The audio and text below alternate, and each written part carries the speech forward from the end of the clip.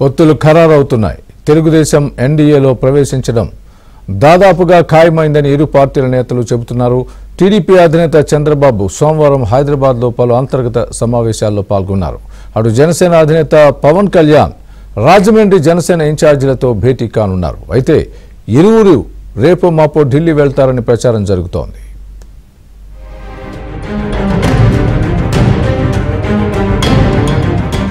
రాష్ట్రంలో అసెంబ్లీ ఎన్నికలకు మరో 52 రోజులు మాత్రమే సమయం ఉండటంతో పొత్తులు, అభ్యర్థుల ఖరారుతో పాటు పలు అంశాలపై విస్తృతంగా చర్చలు జరుగుతున్నాయి.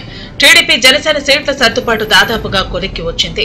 ఈలోపు బీజేపీ హైకమాండ్ నుంచి చంద్రబాబుకు కాల్ రావడంతో ఆయన ఢిల్లీ వెళ్లి కేంద్ర హోంమంత్రి అమిత్ షా, బీజేపీ జాతీయ అధ్యక్షులు నడ్డాను కలిసి వచ్చారు. అక్కడే చంద్రబాబును ఎన్డీఏలోకి రావాలని ఇరువురు నేతలు ఆహ్వానించారు. అనంతరం చంద్రబాబు కూడా వివిధ అంశాలపై చర్చలు జరిపి తాను పార్టీ నేతలతో మాట్లాడిన తర్వాత ఒక నిర్ణయానికి వస్తామని చెప్పినట్లు సమాచారం.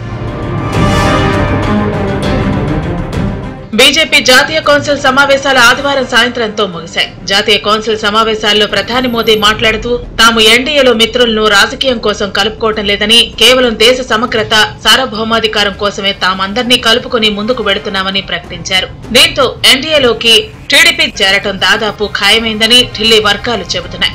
ఈ నేపథ్యంలో తెలుగుదేశం పార్టీలో కూడా విస్తృత చర్చ జరుగుతోంది. పొత్తులో భాగంగా ఎన్ని సీట్లు కేటాయించాల్సి వస్తుందనే అంశంపై కూడా పలువురు వివిధ రకాల చర్చలు చేస్తున్నారు. టీడీపీ జనసేన పొత్తుకు సంబంధించి ఇప్పటికే పూర్తిస్థాయి క్లారిటీ ఇరు పక్షాల అధినేతల మధ్య వచ్చింది. తెలుగుదేశం 2018 సంవత్సరంలో ఎన్డీఏ బయటకు వచ్చింది.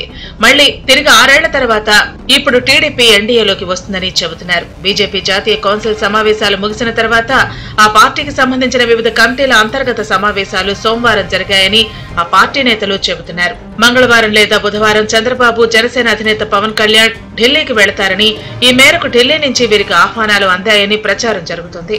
అయితే జనసేన, టీడీపీ, బీజేపీ నేతలు ఎవరూ ఈ సమాచారాన్ని ధృవీకరించలేదు.